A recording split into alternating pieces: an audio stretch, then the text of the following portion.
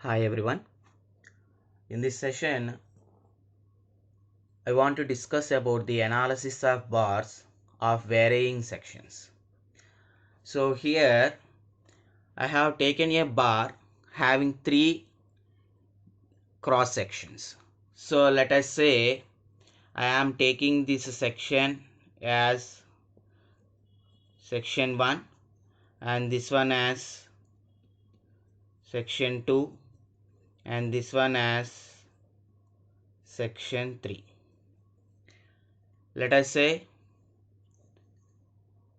the area of this section is A1 and the area of this section is A2 and the area of this section 3 is A3. And coming to the length of the sections, so the length of these three sections I am taking, the length of first section is L1 and the length of second section is L2 and the length of third section is L3. So now I have taken a bar of having three different cross sections and their areas and the lengths are also I specified. Now this bar is subjected to a tensile load of P at both the ends of the bar. So at this end P load and at this end P load is acting on this bar. Now I have to analyze this bar. So that means whenever a load is subjected on this bar, I want to measure how much amount of elongation will be happened for this bar. So what is the changing length of this bar whenever we apply a load P? So that has to be find out. So now for that purpose, I am going to write as, so here there are three sections, section 1, section 2, section 3. So now because of the application of the load P, tensile load P on section 1, then a stress will be induced in section 1 and also a stress will be induced in section 2 and a stress induced in the section 3 also.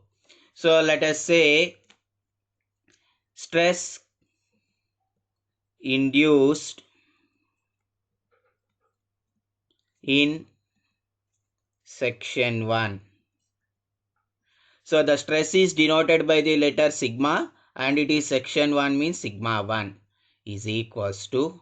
So stress is equals to load by area. So what is the external load applied? P by what is the area of section 1? Area of section 1 is A1. Right? So this is the stress induced in section 1. Now similarly, I am going to calculate the stress induced in section 2. Sigma 2 is equals to, so load by area. What is the load applied? P. And what is the area of section 2? The area of section 2 is A2 divided by A2. And next, now I am going to calculate the stress induced in section 3. So that is taken as sigma 3 that equals to load by area. What is the load applied? P by what is the area of section 3? Area of section 3 is A3. So this much amount of stresses are induced in the bar because of the application of tensile load P. So now I got the stresses. So and then I want to find the strains because of this applied load. Now I am going to calculate the strain. So strain in section 1. So I want the strain in section 1. So how to find the strain? So for rough purpose here I am doing. We know that Young's modulus E is equals to stress by strain. Stress is sigma by strain is epsilon. So if we want strain, then strain epsilon is equals to Then we move epsilon to the numerator and E to denominator. So sigma by E. So strain epsilon is equals to stress by Young's modulus. So now I am writing the same thing.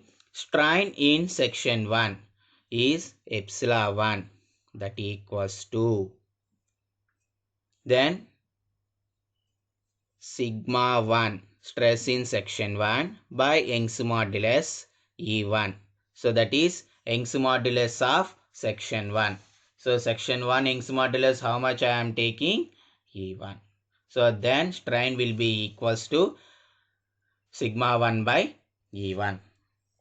Next, similarly, I am going to write strain in section 2. So what is strain in section 2? That is nothing but epsilon 2 is equals to stress in section 2 sigma 2 by Young's modulus in section 2, that is E2. So the section 2 Young's modulus, how much I am taking? E2, and the Young's modulus of section 3 I am taking as E3. Okay.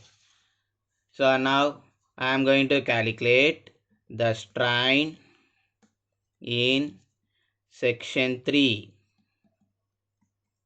So that is epsilon 3 is equals to stress in section 3 by Young's modulus in section 3, that is E3. So now we have find out the strains induced in the bar of varying sections, right? So I want to find finally what is the change in length of the total bar. So if you want to change in length of the total bar, so here take the same condition. So E is equals to sigma by epsilon, epsilon equals to sigma by E. And we know that strain means change in length by original length. So what is change in length? dl by original length is L is equals to, and what is meant by stress? Stress is equals to load by area. So load P by area is A divided by E. Then what is change in length?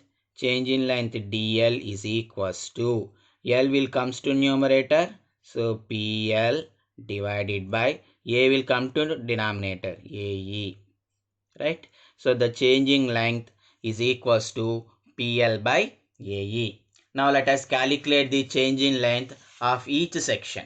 So what is the changing length of section 1, and what is the changing length of section 2, and what is the changing length of section 3. So now I am going to find those.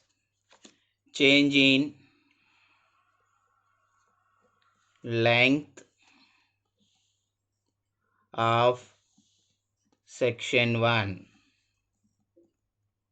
is dl1, right? So dl1 is equals to, what is the formula?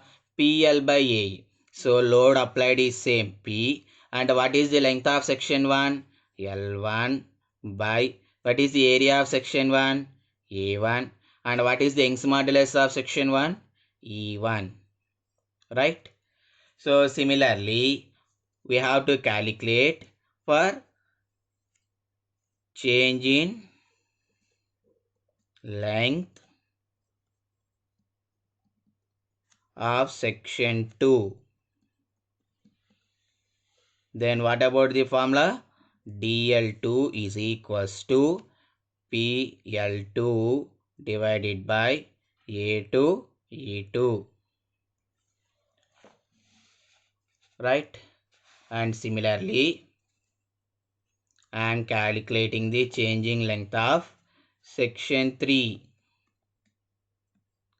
Then dl3 is equals to PL3 by A3 E3. So this is the changing length in each section. Suppose if I want to find the changing length of the entire bar. So combinedly if you take the three sections, what is the changing length in the entire bar? So the changing length in section 1 is dl1, changing length in section 2 is dl2, changing length in section 3 is dl3. So what is the changing length of the entire bar? Now I am going to write that change in length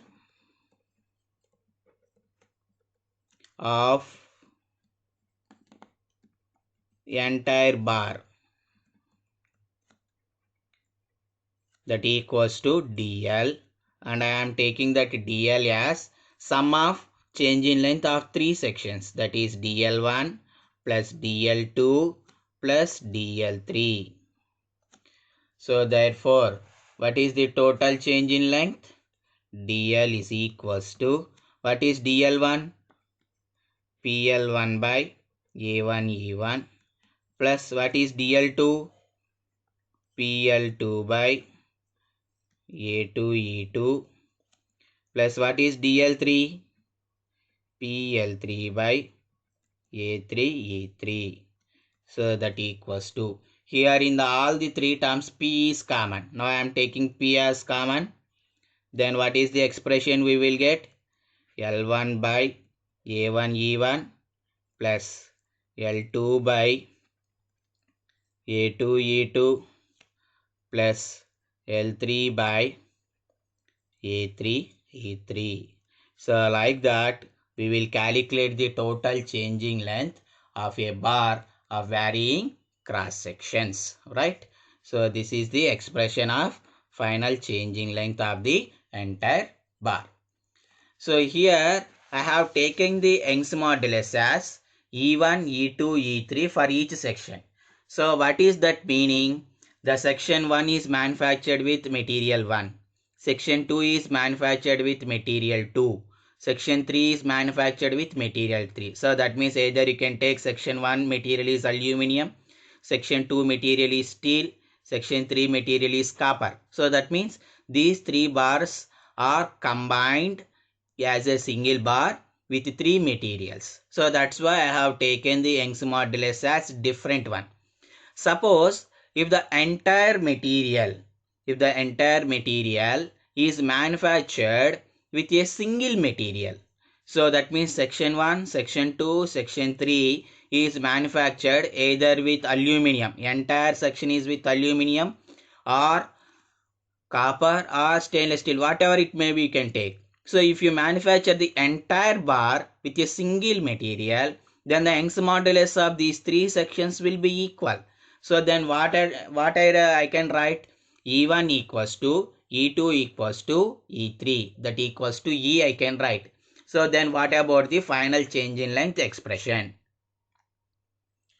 So if E1 is equals to E2 is equals to E3 and that equals to E, then the total changing length is equals to PL1 by A1 E plus PL2 by A2 E plus PL3 by A3 E. So instead of writing E1, E2, E3 here, I have taken as E as common. So here in the entire expression, P and E are both are same. Both are present and in all the three. So then I am taking P by E as common. Then what we will get means L1 by A1 plus L2 by A2 plus L3 by A3.